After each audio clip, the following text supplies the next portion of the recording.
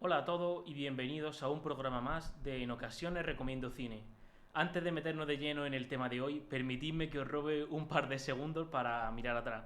Y es que en el último programa estuvimos analizando de fondo la nueva serie de Spider-Noir. Sé que algunos lo perdisteis porque los números han ido un pelín más tímidos esta vez. Así que os animo muchísimo a que vayáis a echarle un ojo, tanto a la serie como el anterior vídeo. Porque la verdad es que lo está petando. Y ahí descubriréis detalles que seguro que os encantan. Pero venga, vamos a lo que hoy nos toca.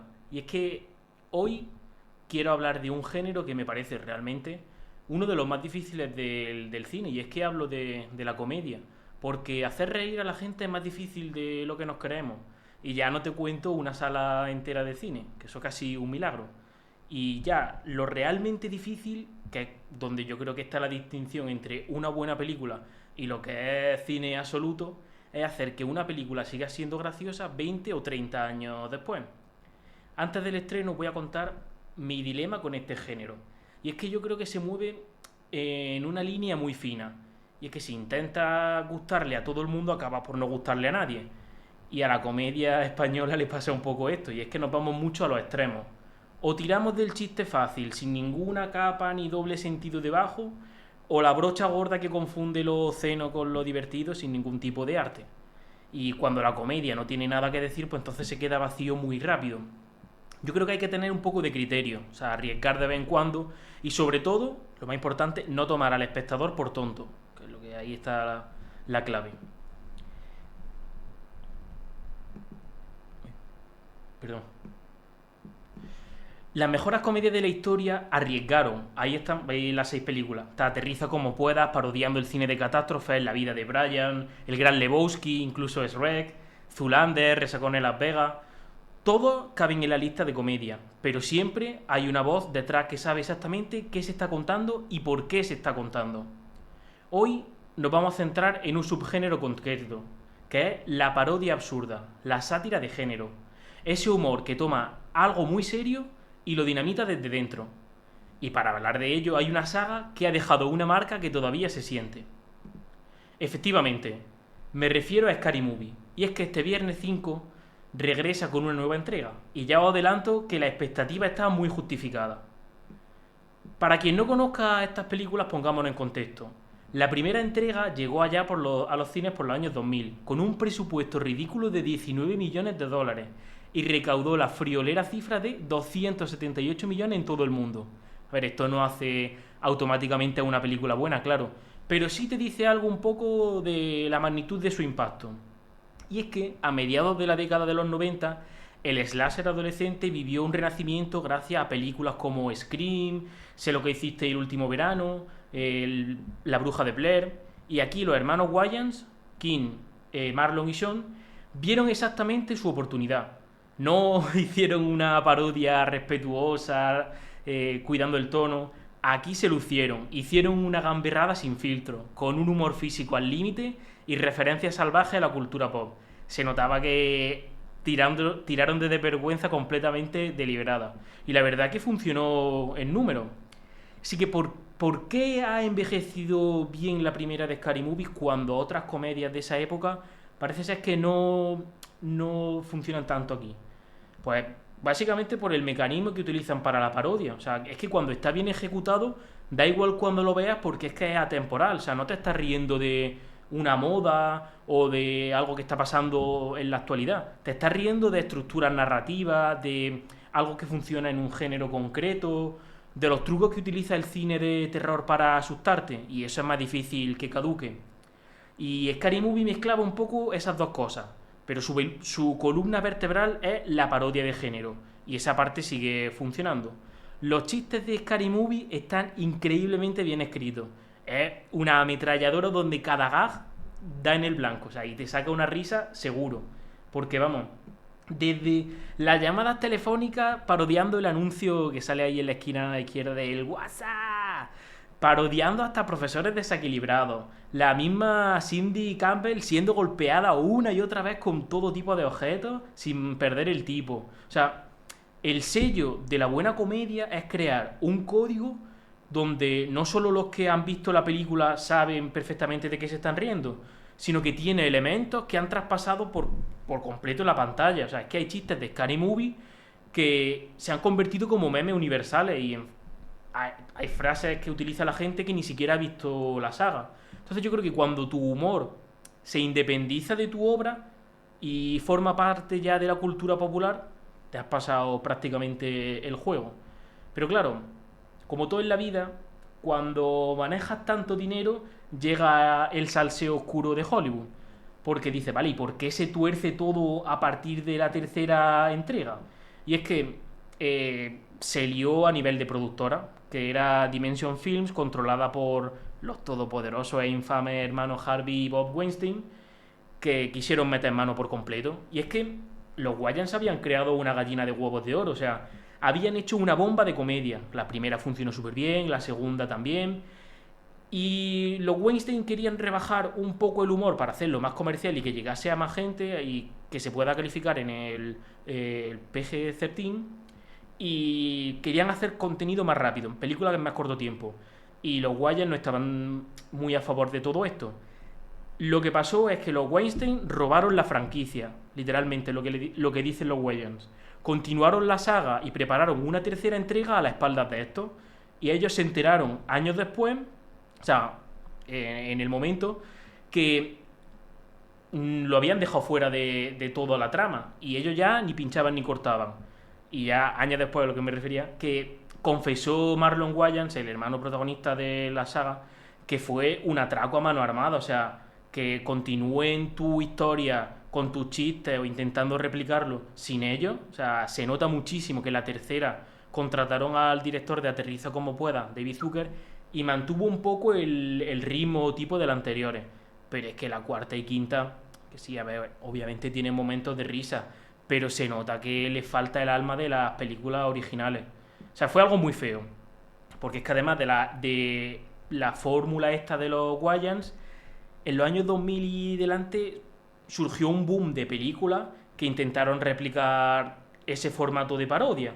Tenemos la de No es una estúpida película americana, tenemos decenas de parodias. En España también se hicieron unas cuantas, pero pasa lo que hemos hablado al principio, que si no hay criterio y una voz así ingeniosa detrás, los chistes de los que tiras caducan súper rápido y no dejan huella.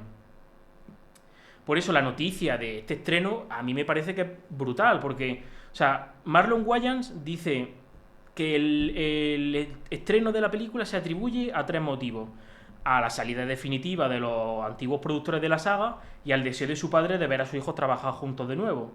Además vuelven no solo como guionistas y productores, sino como actores. Entonces ellos dicen que es como una especie de recuela. No es exactamente una secuela ni un reinicio, es como una mezcla entre los dos. Vuelven ahí veis en el póster a Anna Faris como Cindy Campbell y a Regina Hall como Brenda Mix. Además vamos a tener caras nuevas, han dicho. ¿Pero qué vamos a ver en la sexta entrega? Y es que el cine de terror en los últimos años ha dado bastante material para, para hacer parodias.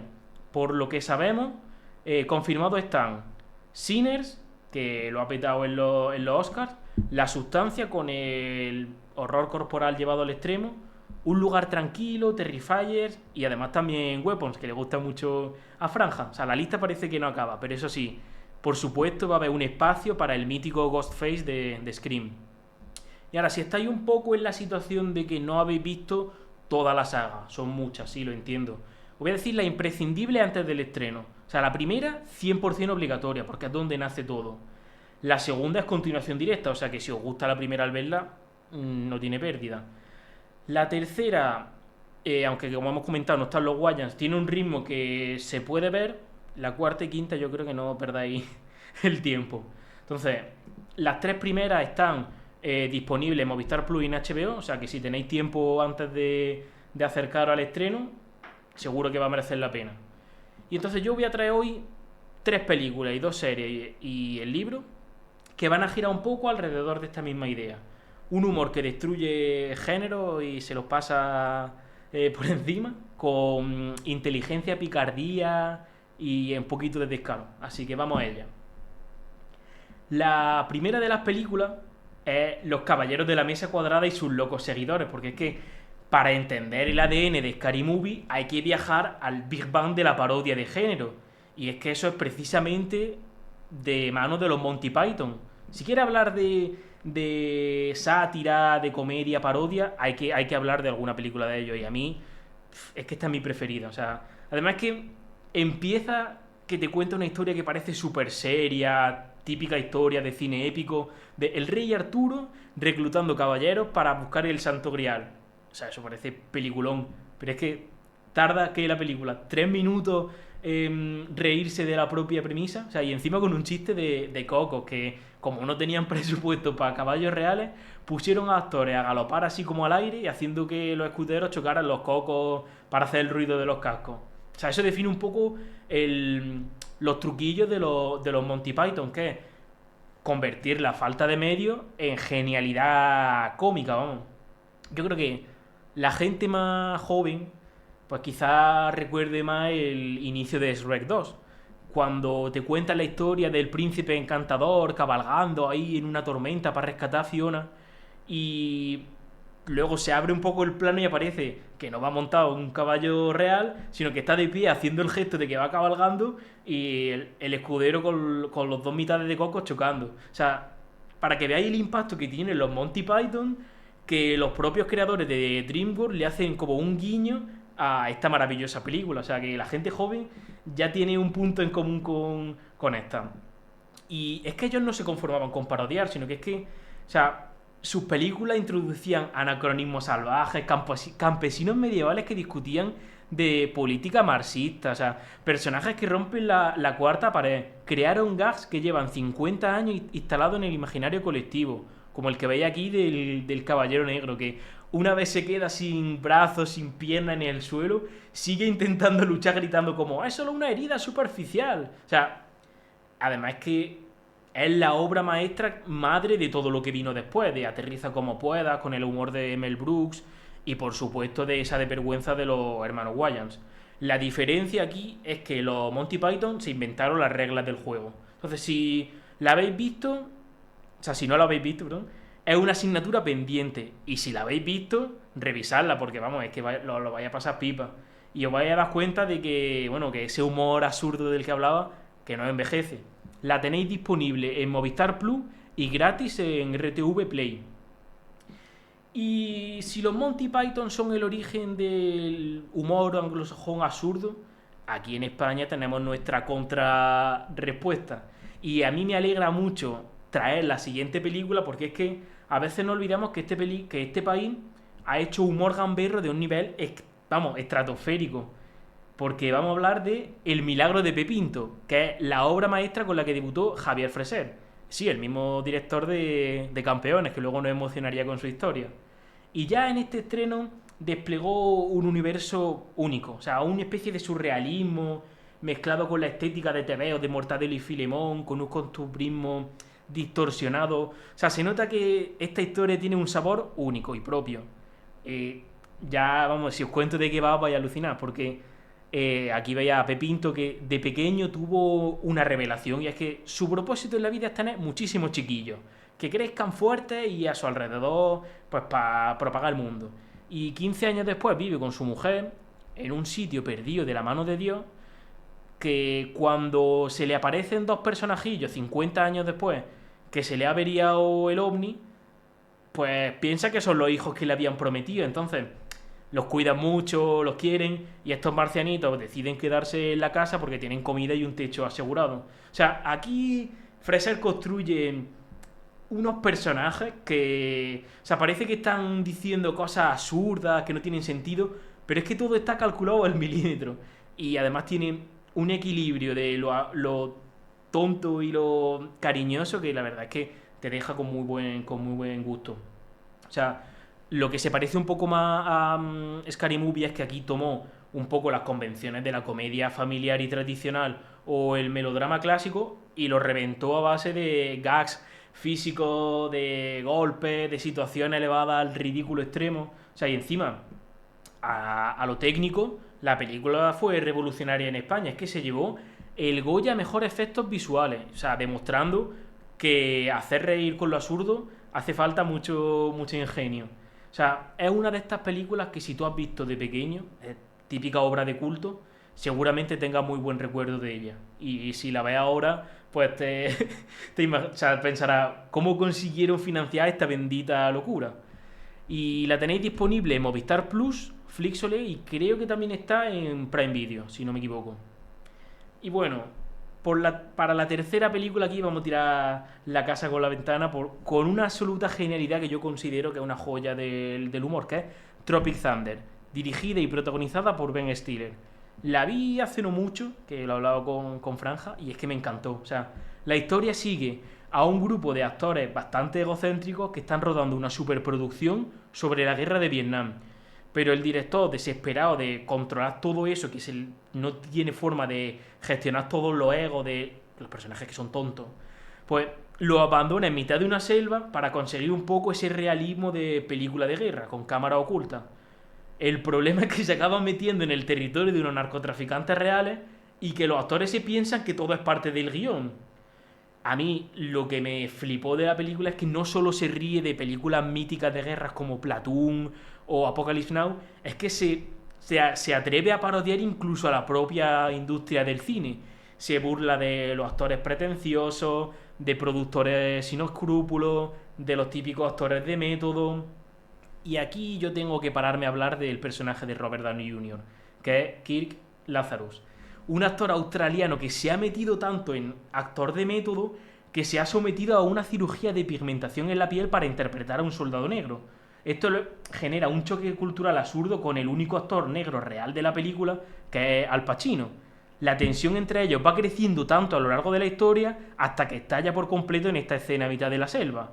Es un cara a cara entre que Al Pacino, harto ya de las tonterías de Lazarus, le echa en cara que le hayan dado un personaje de actor negro a un cocodrilo dandy y aquí, vamos, se lía. Le da el tortazo y la respuesta de Lazarus, que está, o sea, tiene la realidad tan distorsionada y está metido tanto en el personaje que intenta como consolarle dándole lecciones de racismo a un actor afroamericano. Pero vamos, que la tensión dura poco porque después de darle el golpe y el abrazo se pone a cantarlo la intro de los Jefferson y a mí es que esto yo lo vi y dije, pero ¿qué estoy viendo? O sea, a mí me pareció una genialidad. Y ya es que aquí la película en esta escena se atreve incluso todavía más, porque el personaje de Ben Stiller, que se llama Zach Speedman, es una estrella de acción que está en la absoluta ruina. O sea, viene de protagonizar un fracaso histórico llamado Simple Jack, que interpreta a un granjero con discapacidad intelectual que habla con los animales. Un poco estilo Doctor Dolittle, pero mal hecho.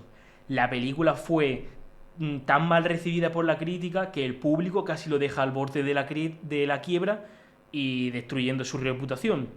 Por eso se mete un poco en el rodaje este infernal de la jungla, porque es como su última oportunidad para demostrar que es un actor serio y que por encima de todo puede aspirar a ganar el Oscar de una vez. Y aquí es donde entra, o sea, y se ve la genialidad del guión. O sea, porque Kirk Lazarus, en el universo de la película, es como el Messi de la interpretación. El actor australiano lleva nada más ni nada menos que 5 estatuillas de la academia, gracias a meterse a papeles súper extremos y que, vamos, rompe todas las barreras. Con la autoridad de los 5 premios Oscar, pues le da un poco una charla al personaje de Ben Stiller sobre la hipocresía hollywoodiense de una forma, vamos, brutal. Repasan de forma irónica interpretaciones reales del cine o sea, para explicarle un poco cómo funciona la psicología de los Oscars. Y le dice, sí, o sea, la academia adora premiar a actores que interpretan a personajes con grandes dificultades o discapacidades. Pero ten cuidado de no pasarte de la línea, ¿eh? Porque, claro, el secreto no es hacer un relato realista, sino saber un poco dónde está la medida para que resulte comercial. Y aquí es donde le dice, chaval, tú aquí te has equivocado. O sea, tú te has pasado de la raya y has querido caer en la caricatura absoluta y, pues, hijo mío, has perdido la oportunidad de que Hollywood te dé un premio. Y la verdad que la conversación no tiene pérdida. Al final, casi todo el elenco de la película está en una situación parecida a la de estos dos. Bueno, menos a la de Lazarus, que está un poco por el reto que le supone, pero como el otro sí, o sea, son actores en la miseria profesional o crisis de ego, y a mí ver todos estos personajes me encanta, o sea, están súper bien construidos. Y me parece una de las críticas más agudas, incómodas y políticamente incorrectas que se han hecho sobre la industria del cine. De todo el postureo de los premios, de esa obsesión enfermiza de los actores por el prestigio y el meterse como método en los papeles. Y además he visto que hay rumores sobre una posible secuela. Yo sé que es complicado rodar algo así con todo lo que trata hoy día. O sea, la mitad de las productoras no se atreverían a financiar por miedo a la cancelación. Pero yo voy a romper una lanza a favor de esta película. O sea, yo creo que con un buen guión que sepa reírse de las obsesiones que tenemos en nuestra época, pues una segunda película es totalmente viable. O sea, mira, el éxito de Torrente Presidente. O sea, cuando la comedia confía en que el espectador es inteligente y que sabe distinguir lo que es humor y no es humor, o sea, para adelante. Entonces, si os atrevéis a verla, la tenéis disponible en Netflix y creo que estaba en Prime Video. Ya no sé si para alquilar o cómo está ahora mismo. Y bueno, para cerrar y empezar ahora con la serie, os voy a decir una que es que no es negociable. O sea, esta la tenéis que ver sí o sí. Porque si os lleváis solo una cosa del programa, yo quiero que sea esto, que Community es una obra maestra de la comedia televisiva, sí, ¿eh? Obra maestra. Porque creo que es una de las series más divertidas que se han hecho en los últimos años, ¿eh? Y punto, aquí no hay discusiones. O sea, la historia es Jeff Winger, el protagonista, que es abogado y le quitan la licencia por fraude, entonces se ve obligado a entrar en una especie de universidad comunitaria de pacotilla para volverse a sacar el grado. ¿Qué pasa? Que para ocultarlo un poco en el mundillo legal, tiene que hacer el speedrun de sacarse derecho de nuevo. Pues allí forma un grupo de estudio con los más inadaptados de la universidad, que son los que veis en pantalla, y allí toca de todo. O sea, tenemos desde activista idealista, cinéfilo adicto a la cultura pop, atleta un poco cortico, la empollona perfeccionista, el personaje un poco mayor que sigue anclado al pasado y que tiene toques racistas. O sea, si veis la serie vais a ver absolutamente de todo. Pero a mí lo que más me gusta de Community es que parece que en cada capítulo, o sea, se pone en el propósito de ver qué podemos hacer con una comedia cuando no le ponemos límite al género. Hacen desde spaghetti western ambientado en el campus, películas de guerra en mitad de partida de paintball, tienen capítulos de stop motion, te graban capítulos como si fuese un thriller de conspiración. O sea, todos los capítulos funcionan como parodia de género, pero es que hay algunos que incluso te llegan a emocionar. O sea, que no es simple la parodia y coña, que está muy bien hecho. Y eso, la primera temporada es así de buena principalmente por el personaje del señor Chang. O sea, un profesor asiático que se enseña español y está absolutamente loco, pero grillado de la cabeza. Y es uno de los principales responsables que la serie esté incrustada en la cultura de internet, porque solamente en la primera temporada yo creo que tiene un meme famoso por capítulo. O sea, el que hemos enseñado del papelito ahí mirando el de los ojos, el de, si la haya visto, el que sepa el del Tupaco, pues, bueno, es que un poco... Aquí también el personaje es que es cortico, pero no tiene maldad. Y vaya a ver la serie y es que se van a quedar esos chistes con vosotros de por vida. Los creadores de ella son Dan Harmon, que quizá os suene un poco más por Rick and Morty, que sabréis ya si habéis visto Rick and Morty la cantidad de cosas locas que vaya a ver en la serie. Pero es que además lo genial que tiene de lo visual, el ritmo y todo, se debe a que detrás de las cámaras, dirigiendo y produciendo quizás los mejores capítulos de la serie, estaban los hermanos Anthony y Joe Russo, ¿sí? O sea, los que unos años más tarde romperían las taquillas de todo el planeta dirigiendo Marvel. O sea, que ahí era uno de los proyectos donde empezaron los dos. El único problema que ahora mismo Community pues no está en ninguna plataforma de streaming en España, porque estaba en Netflix Prime Video, pero lo sacaron de catálogo. En Estados Unidos está en Peacock y Hulu, pero aquí no hay acceso legal directo. Yo ya os dejo un poco a vuestro ingenio porque podéis buscar cómo llegar a ella por vuestra cuenta, que sabéis seguramente cómo hacerlo muy bien. Pero os prometo de verdad que si llegáis a poder ver los capítulos, que merece la pena cada minuto de esfuerzo.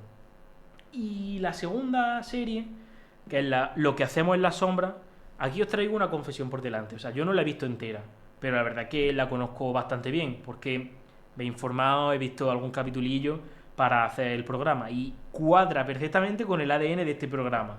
Porque se trata un poco, o sea, está creada por una película que hizo Taika Waititi, el productor de Thor Ragnarok, y con un amigo suyo que se llama Jemaine Clement, que años más tarde pues tomaron la idea de la película y la hicieron serie. La historia no tiene pérdida, vamos, es un grupo de como equipo de televisión que siguen a cuatro vampiros hiper antiguos, súper tradicionales que comparten piso en Staten Island, en Nueva York, y graban un poco así al más estilo, o sea, al más puro estilo de Office, como si fuese un falso documental. Y vamos, el mecanismo es un poco, pues como hace Scary Movie, coger las convenciones más sagradas y solemnes del cine gótico y de terror, todo ese misticismo de Drácula, la entrevista con el vampiro, y llevarlo al ridículo más absoluto de la vida cotidiana. O sea, aquí vaya a ver a seres inmortales que llevan viviendo más de 800 años, que supuestamente deberían ser súper listos, pero es que no saben ni cómo funciona el wifi, ni cómo pagar un alquiler, ni cómo funciona el mando de la tele. O sea, la gracia de todo esto es un poco el contraste entre los letales que deberían ser y cómo se ven ellos y lo torpes que son en realidad. O sea, a mí me parece una parodia salvaje cargada de humor absurdo, llena de situaciones límite, con un toque de gore gamberro. O sea que si os gusta así el tono irreverente de los hermanos Wayans, pero apetece también ver algo parecido a lo que visteis en The Office, esto es imperdible, vamos. Todas las temporadas están disponibles en Disney Plus y yo creo que os puede gustar mucho. Y para ya la recomendación del libro, aquí tengo que dar las gracias a mi amigo Carlos Palós porque cuando hice mi primer programa sobre el espacio, que hablamos de Proyecto Salvación y tal, me dijo, tío, tenías que haber dicho este libro que trata también sobre el espacio, que está bastante guapo, que te lleva a reír mucho, y tenía toda la razón del mundo. O sea, si existe una ciencia ficción que consiga lo que los Monty Python, es la guía de la autopista galáctico de Douglas Adams. O sea, voy a intentar no hacer un poco spoiler porque, o sea, más o menos como me lo contó él. La historia empieza así. El protagonista, Arthur Dent, se despierta un día cualquiera y descubre que se van a cargar su casa y además van a construir una autopista local. Así un poco como lo que pasaba en la película de Up. Pero antes de que pueda ni quejarse ni nada, la Tierra, ¡pum!, reventada por una raza de alienígenas que encima va a construir una autovía hiperespacial. O sea, lo absurdo de lo absurdo. Y a partir de ahí, Arthur y su amigo Ford Perfect, que resulta que es un extraterrestre camuflado y escondido, que está como haciendo una especie de guía de viaje intergaláctica, pues se dedican a recorrer el universo entero haciendo autostop sin dinero y en bata de estar por casa. O sea, a mí la premisa cuando me contó eso me gustó mucho. Y además que el humor de todo el libro se nota que el escritor conoce el género, o sea, de lo absurdo británico y lo lleva al extremo. El universo es enorme, detallado y ridículo por ambas partes. O sea, os voy a contar un poquito de historia a ver si os llama así más la atención. O sea, te encuentras con Marvin, un androide paranoide deprimido que tiene como un super cerebro del tamaño del planeta, pero que solo lo puede usar para abrir puertas. O sea, sin sentido. O superordenadores que trabajan millones de años para calcular el sentido de la vida, o sea, como si pones al chat GPT preguntando ¿para qué estamos aquí? Y te dan respuestas pues que no tienen ni pies ni cabeza. Y entonces, ¿para qué? O sea, la verdad es que te deja un poco la misma sensación cuando ves las películas de los Monty Python, de que alguien se está riendo en tu cara de la burocracia, de la propia existencia humana, pero con buen gusto. O sea, y como dato así curioso, esta historia nació en 1978, pero como serie de radio en la BBC, antes de ser incluso una novela.